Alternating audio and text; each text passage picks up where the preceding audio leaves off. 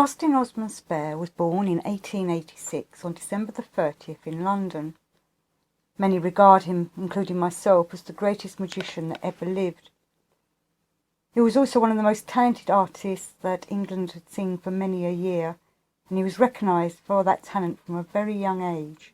When he was a teenager, just 16, one of his pieces of art was exhibited at the Royal Academy, and he became an overnight sensation which hurled him into the world of art and fame. Have any of you heard of him? Osman Spare is more famous now in the occult world than in the art world. Also, what was rather odd about him is that it was said he could paint with his eyes shut. Now, whether that is true or just a story that started because of this photograph, I don't know. Maybe the photographer's only decent picture was this one he took of Spare at his easel, painting, and his eyes are closed. Though he does look like he is at peace, in a trance, though how he managed to make such great paintings and drawings with his eyes closed is beyond me. Not many in the art world know the name of Osman Spare, and this is because he was an outsider. He didn't fit in with the academic side of the art world. So why was this? Well, because Spare was obsessed with the occult and magic. This obsession tended to take his art into a darker realm and what some people would term grotesque. Spare read and studied the theosophical books of Madame Helena Blavatsky, one of the founders of the Theosophical Society. Blavatsky's books, The Secret Doctrine and Isis Unveiled, were groundbreaking in the occult world at this time, revealing the secrets of esotericism and the world beyond this. Being a collection of works on science, religion and philosophy, they explained the esoteric nature of the world and humanity's role in it. He also met, when a young man, a Mrs. Patterson, though there is some doubt as to whether she did exist or was somebody he made up to explain where he learnt his magic. This woman was a kind of witch, a cunning folk type, who taught him basic magic and how to read the cards, which we will come to later. He wrote of her, "I was taught quite early by the greatest witch of recent years," and that is from his book, The Poetic Grimoire of Zeus.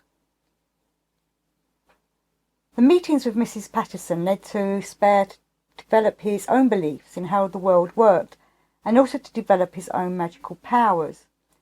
He was a visionary both in belief and in art, just like William Blake before him.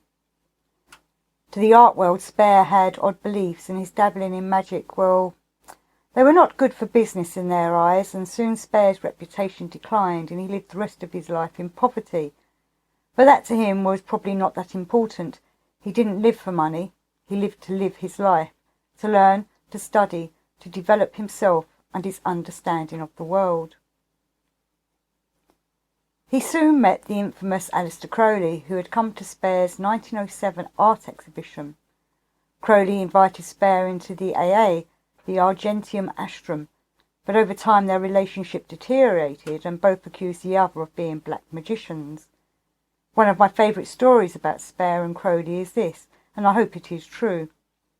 Crowley had a spell and a magic cloak that he believed made him invisible, and he used to walk the streets of London believing that he was invisible in his magic coat because people did not approach him or speak to him, though I think that most people were too embarrassed to talk to this man wandering around dressed like a magician, wearing a helmet made in the style of the Egyptian god Horus on his head.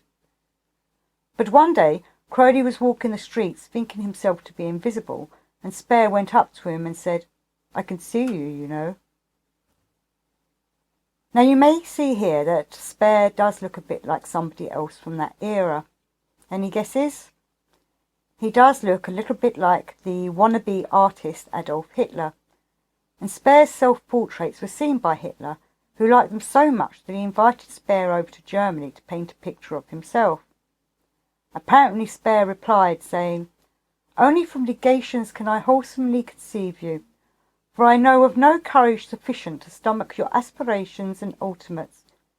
If you are Superman, let me forever be animal." I am not sure what Hitler thought of Spare's reply, but during World War II, Spare's flat was hit by a German bomb and all his art was destroyed. Now for the next section, it was actually quite difficult to find art by Spare that I can actually show on this little film or in a public space. because much of his art can be deemed offensive. But if you like what you hear about him and want to see more of it, there is plenty online. I've tried to select stuff that is not too graphic, and I hope nobody is offended. Spare wrote and drew a collection of books, grimoires of magical art.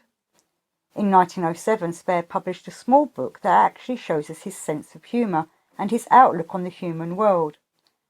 The book is called The Book of Satyrs, which is just 9 pictures, all satyrs, which are also satires. Spell the words here. So the Book of Satyrs is in the creature Satyrs, and it's a pun on satires, as in Satires.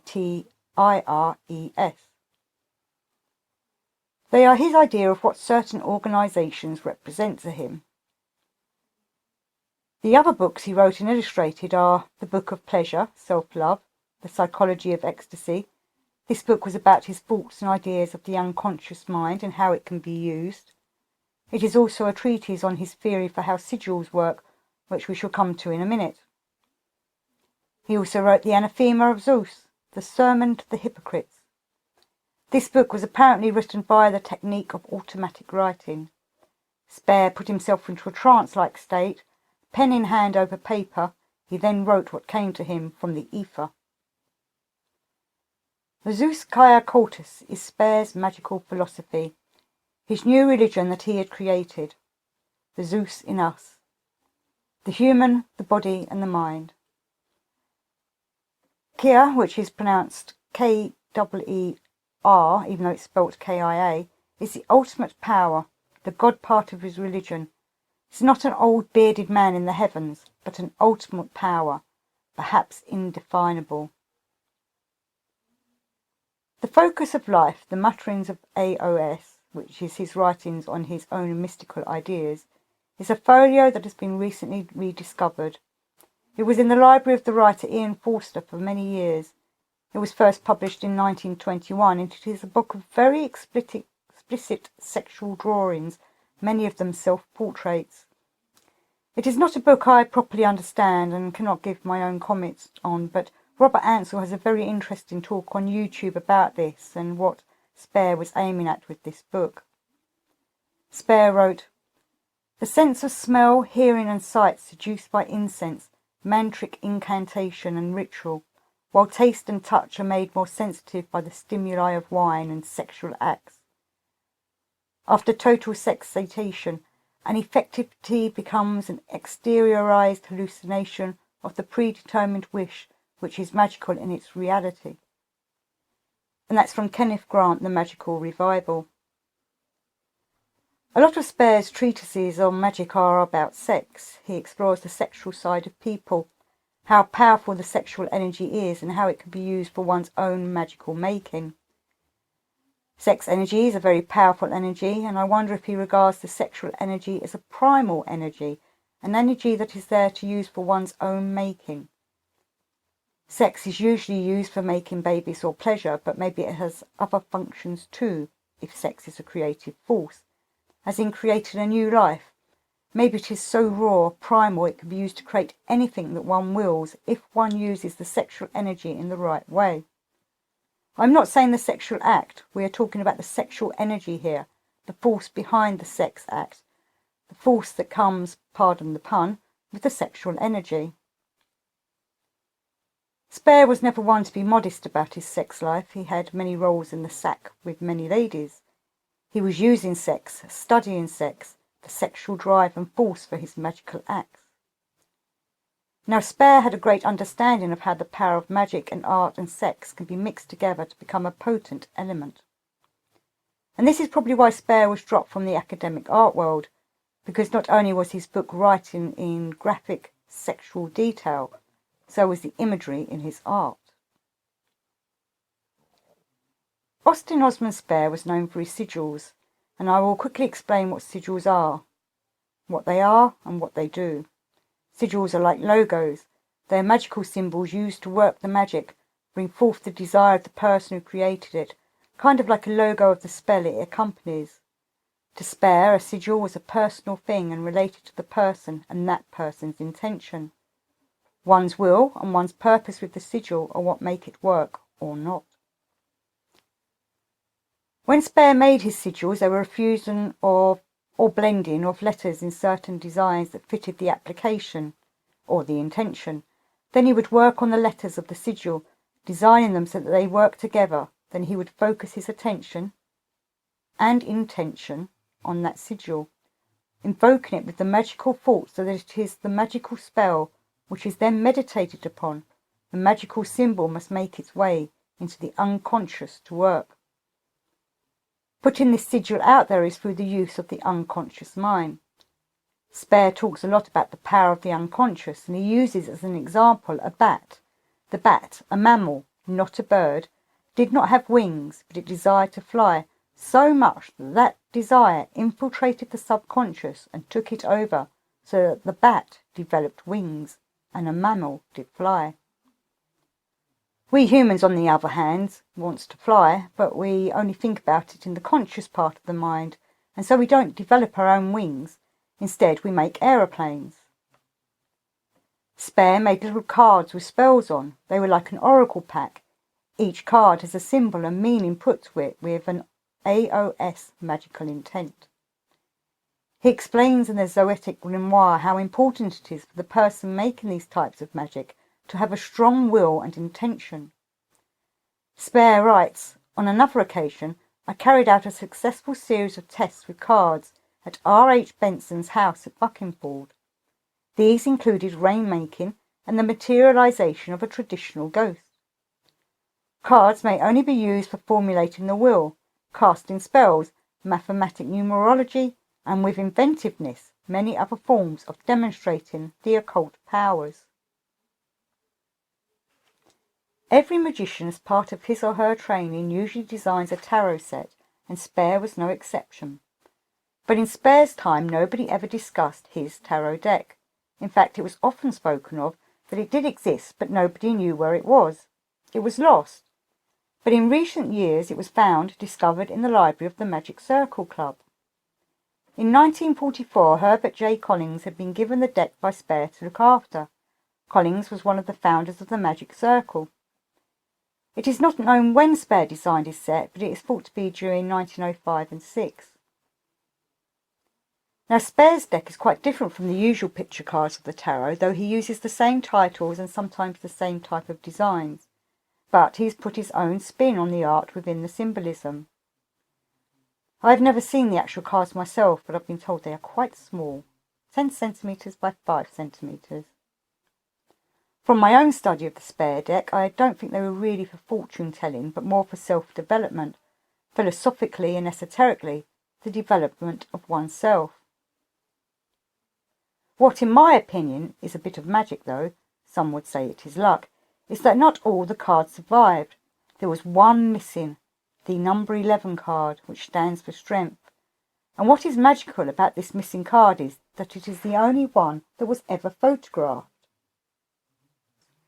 These pictures are from the book on Spare's deck titled Lost Envoy, which is edited by Jonathan Allen. And this book explains Spare's methodology to reading his tarot deck, because his deck is very different to any other. He writes the divination meanings to his cards on the card itself, including a reverse meaning for an upside-down card. What also is different about Spare's deck is that he has drawings and notations on cards that cross over. What I mean is, well, actually this is easier to show than to explain, so if you see this picture, he draws a sword, but that sword is one half of it. The other half can be found on other cards when you put them together, or combine them to make a meaning. Now these workings are obviously magical. They have his sigils and strange magical writing. They relate to myths and ancient times. We have some Babylonian, a bit of Anunnaki, some self-portraits, Egyptian deities, and ancient Egyptian history. All this is full of magic, which is just what he was up to. Now Spare was not a man out to cast a spell to get him a new car or a flashy house to live in. This was a man casting spells to help himself develop, because to him, to Spare, this world was hell. But if one developed oneself and could learn the secrets of the universe, then one could perhaps go on to higher things. I don't have much time to talk about Spare and his magical works, but if you are interested in self-development, it wouldn't hurt to have a look at his kind of art and study his philosophy.